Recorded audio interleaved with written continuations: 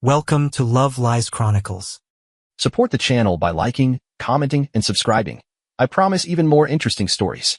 She always wanted something cinematic. The kind of love story you post on Instagram with 100 hashtags and slow-mo music over it. For her, the real thing didn't feel real until it had an audience. I didn't mind at first. Honestly, I found it endearing. I liked seeing her excited, sketching out table layouts and ring settings on napkins, whispering someday when we walked past bridal boutiques. I thought it was sweet. I thought it meant she saw a future with me. And maybe she did. Maybe. But I've learned there's a difference between wanting someone and wanting the moment. We'd been together 3 years. The kind of relationship that looks solid from the outside. Vacations, couple selfies, Sunday brunches with her friends.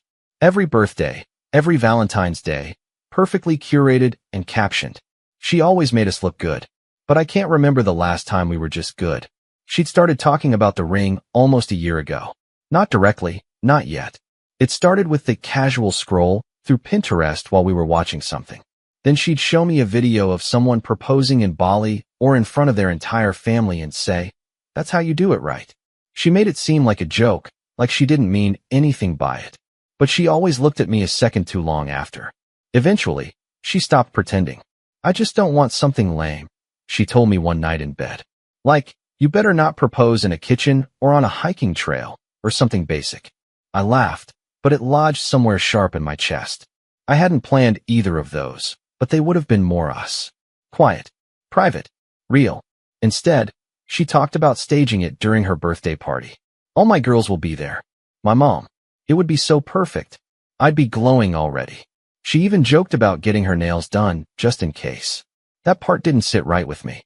Just in case? I hadn't even told her I bought the ring. I hadn't told anyone. And yet, somehow, it felt like she'd written the script already. Back then, I told myself it was nerves. I thought maybe I was afraid of commitment. Maybe I was the problem. But I wasn't afraid. I was ready. I had the ring stashed in the back of my closet, hidden behind an old sweatshirt she never touched. Classic, oval cut, platinum band. Exactly what she described that night when she thought I was asleep. I was going to do it. I even made the dinner reservation, booked the private room, made sure her family would be there as a surprise.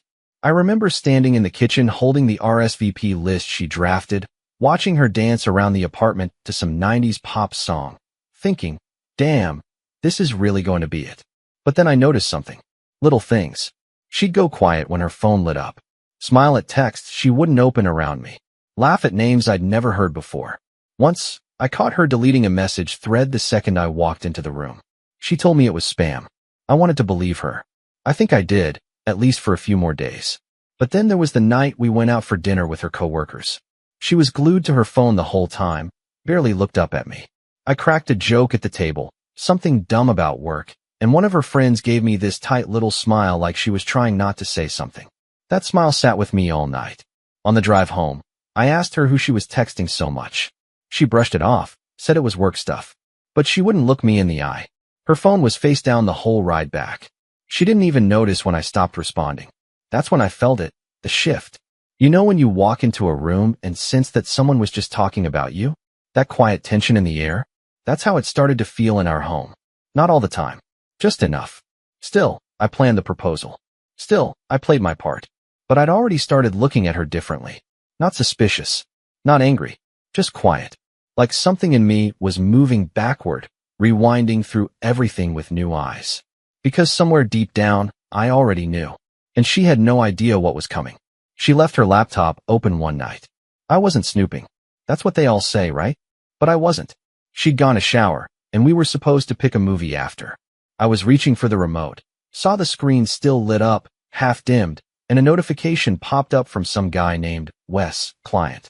The parentheses and the smiley face felt off. At first I was more curious than anything. She worked in marketing, sure. She had a lot of client contacts. Maybe she'd made a joke, saved him that way to remember something. But the tone of that message, it didn't read like work. I don't even remember the whole line, just that it started with "still thinking about what you said last night." I shouldn't have opened it. But I did. It was a whole thread. Dozens of messages. Mostly short, flirty, in-jokes, voice notes back and forth. It wasn't explicit, but it was too familiar. Too late night. Too much for a client. I remember staring at her screen like it was burning, trying to give her the benefit of the doubt while watching her reflection in the darkened window. I kept thinking, don't jump to conclusions. She's never done this before. Maybe it's just stupid flirtation. Then I clicked on the pinned thread. Not Wes. Someone else. No name in the contact. Just a number. No emoji this time.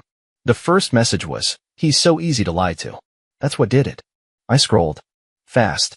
My chest locked up and my hands went cold, but I couldn't stop. There were screenshots of me, selfies I'd sent her, conversations we'd had. She'd forwarded them to this faceless number. There were messages about our sex life, about how boring I'd become, about how I'd probably cry if she ever left. She even joked about the proposal. He's planning something. I saw the tab open for a jeweler. LMAO. Imagine he actually proposes. I'll have to start taking sleeping pills to fake excitement. It wasn't just the betrayal. It was the contempt. The fact that she was watching me love her and mocking it in real time to someone else. I heard the bathroom door open. I closed the laptop, slid it back like nothing had happened, and pretended to yawn. She came out smiling, wrapped in a towel, asking if I'd picked the movie. I don't even remember what I said. My mouth moved, but my head was somewhere else, somewhere loud and dark and shaking. That night I didn't sleep. I lay in bed beside her, my back to the wall, and stared at the ceiling while she curled up under my arm like nothing had happened. She breathed slow, peaceful. I wanted to scream, but I didn't. The next day, while she was out, I opened the laptop again and started screenshotting everything. Every message, every forwarded picture, every voice note that oozed with flirtation and sarcasm and secrets. I created a folder and emailed it to myself. Then I backed it up on an external drive. Then I printed the best ones. I even looked him up. The number belonged to a guy from her gym. A friend of a friend. Single. The kind of guy she once rolled her eyes at when he came up in conversation. He's such a bro, she said. Guess he wasn't too bro-ish to wrap around her texts every night while I cooked her dinner and rubbed her calves. The most surreal part? She acted so normal after. Like nothing changed. Kissed me goodnight. Held my hand in public. Talked about dress colors and engagement venues as if it was all unfolding exactly how she imagined it. But I'd stopped imagining the future. I'd started building the finale. And she was going to get everything she wanted. A room full of people. A spotlight. A moment no one would forget. Just not the one she thought. I didn't pull away, not yet. That's the part that still gives me chills when I think about it. How easy it was to keep playing the role. To say I love you and brush her hair behind her ear and pretend I wasn't dying inside. Every time I touched her, it felt like touching a mask. Like I was putting my hand on something that used to be real and had rotted beneath the surface. But she never noticed. In fact, she leaned in harder. She started dropping proposal hints like breadcrumbs. My nails look amazing this week. Just saying, she'd smirk. Or she'd text me pictures of dresses with, if I say yes, something like this. She even asked her sister if she should get professional makeup done for her birthday, just in case. I nodded. I smiled. I played the doting boyfriend. Meanwhile, the folder with her messages kept growing. Not because I wanted more, but because she gave me more. She never stopped.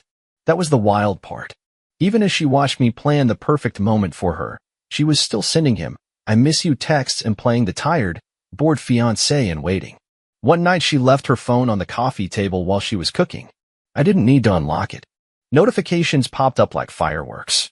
Wes, you looked amazing yesterday. Still thinking about those jeans. Unknown. He's going to propose, isn't he? Her. He better. I've been patient enough.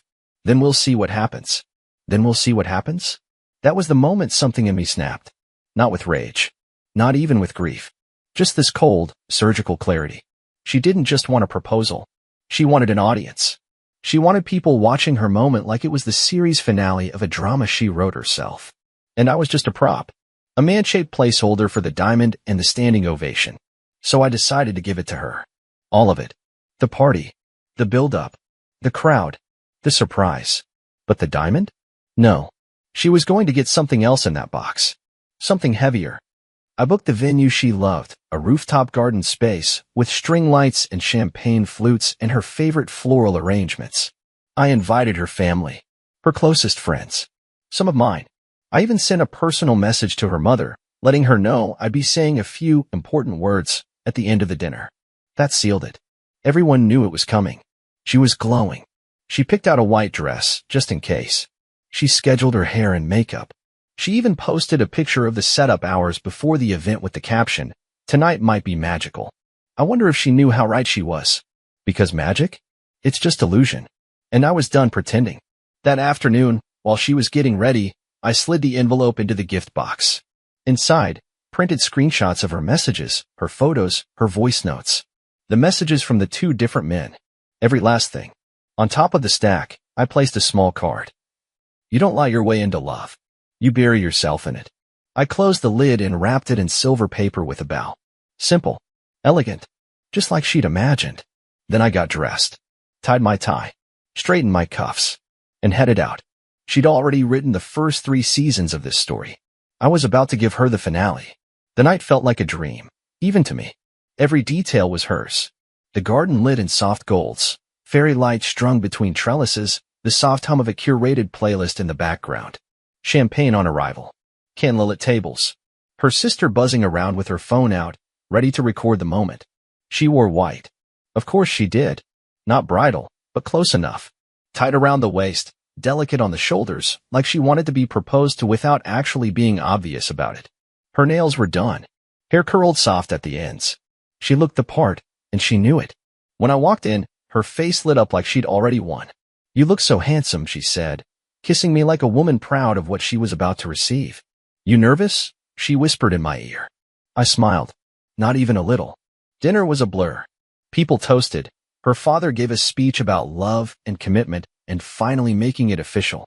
She beamed through all of it, clinging to my arm like she was the center of gravity. She kept sneaking glances at the gift table where the small silver box sat. Her sister even whispered something in her ear that made them both giggle. She had no clue what was inside. Eventually the room quieted. I stood, tapped my glass twice. Her hand tightened around mine, breath catching in her throat. Her friends started pulling out phones. She straightened up. "Ready?" I looked around the room and started speaking. "I want to thank all of you for coming tonight," I said. "This wasn't just about her birthday. It's about something deeper. A truth I've been sitting with for a while now." She blinked. That wasn't the line she expected. I kept going. "We talk a lot about love and commitment and what it means to share your life with someone. But what we don't talk about, what we almost never talk about, is honesty. Not just the big truth, but the small ones. The daily ones. The ones you tell in passing or through silence or through the choice to not say anything at all." Her smile faltered. "Some of you might not understand what this is, but by the end, you will." I picked up the box. Her whole body stiffened, hands clutched together like a child bracing for surprise. I walked it to her slowly, felt every eye in the room watching like a loaded gun. She reached for it, all smiles again. "Should I open it now?" she asked. I didn't answer. I just looked at her. And I nodded. She peeled the ribbon delicately, still trying to stay composed. Cameras up. Lights flashing. She lifted the lid. And stopped. I watched her eyes move. Left to right. Down. Blink once. Twice.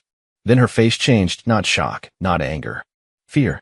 One of her friends leaned in to see, expecting a ring. Instead, they saw her own words printed in ink. The silence was immediate. Shattering. Her sister looked confused. Her mother leaned forward. Someone in the back whispered, "What is that?" She slammed the box shut. I stepped in before she could speak. "What's in there?" I said, loud enough for everyone. "Our messages. Screenshots. Voice notes. From 2 different men. One of them she calls Wes. The other she doesn't name, probably because she's been lying to him too." Her face went pale. "Stop," she whispered. But I didn't. For the last few months, she's been cheating. Lying. Mocking me in texts. Forwarding photos I sent her to someone else. Telling him how boring I am. How desperate. People started shifting. Her father looked frozen. Her best friend covered her mouth. I looked at her one last time. "You wanted a moment, right?" I said. "When everyone would remember?" "Congratulations." I left the box in front of her. Walked past the cameras. Past the table. Past the crowd still processing what just happened. I didn't look back. But I'll never forget the sound, the tearing sound of the fairy tale collapsing in real time. And the silence that followed. Because nothing screams louder than the truth when it arrives uninvited. I didn't go home that night. I got in my car and just drove. No destination, no music. Just the quiet hum of the engine and the aftershocks ringing through my body. I thought I'd feel triumphant. I didn't. I thought I'd feel lighter. I didn't. All I felt was still. Like I just finished digging up a corpse and burying it again. My phone buzzed nonstop. Calls, texts, missed FaceTimes. All from her. Then her sister. Then one of her friends, the one who used to hug me too long when she got drunk. Even she sounded shaken in her voicemail. She's devastated. Please just talk to her. You went too far. Too far. I let that roll around in my head for a while. I pulled over at a gas station outside the city, stood under the fluorescent lights drinking coffee I didn't want. A couple walked past me, laughing. I watched them like they were a species I'd never been part of. Eventually, I checked one of her texts. Please just talk to me. I didn't mean for it to go that far. You embarrassed me in front of my entire life. You ruined me. That last one made me laugh. Ruined her? She did that herself. She built this fragile world on lies and flattery and borrowed moments, and I simply handed her the mirror. That wasn't destruction. That was exposure. The next few days were ugly. She tried to spin it, of course. Told her family we were having communication issues, said I'd misunderstood things. But the messages were too specific. The timestamps too recent. Her sister reached out privately and told me she'd read the whole stack. She needs help, she said. She doesn't understand why she does this. Maybe. But it wasn't my job anymore. I'd already packed a bag that morning, before the party. Left it at my friend Ryan's place. I moved in with him for a while, quiet space, no questions. He handed me a whiskey and just nodded when I showed up. That's all I needed. Days bled into each other. I didn't check social media. I didn't answer her calls. I ignored the emails titled, "Just hear me out," and "Please one last chance." Her friends backed off after a while. Even her mom texted once, a single line. She's broken. I hope you're okay. Funny. She was broken. I was free. I changed my number. Deleted the old backups. Even gave the ring to a pawn shop without asking for a receipt. Let it disappear. Weeks later, I passed her downtown. She didn't see me. She looked smaller. Paler. Her hair tied back like she hadn't bothered to style it. No glow. No camera-ready grin. Just a woman walking fast, eyes low, hoping no one recognized her. She used to love the spotlight. Now she couldn't survive the glare. And me? I went back to my place eventually. Took down the old photos. Donated her dresses she left behind. Kept one, the white one from the party, and folded it carefully into a box I taped shut without labeling. Closure doesn't always look like a new beginning. Sometimes it's just stillness. A quiet room. A full night's sleep. A morning without checking your phone for proof you're enough. I sit on my porch some evenings now. No ring. No guilt. Just air. People still ask if I ever spoke to her again. I didn't. She imagined a fairy tale. I gave her the ending she earned. Dear listeners, please share your thoughts in the comments, and do not forget to like, share, and subscribe to the channel.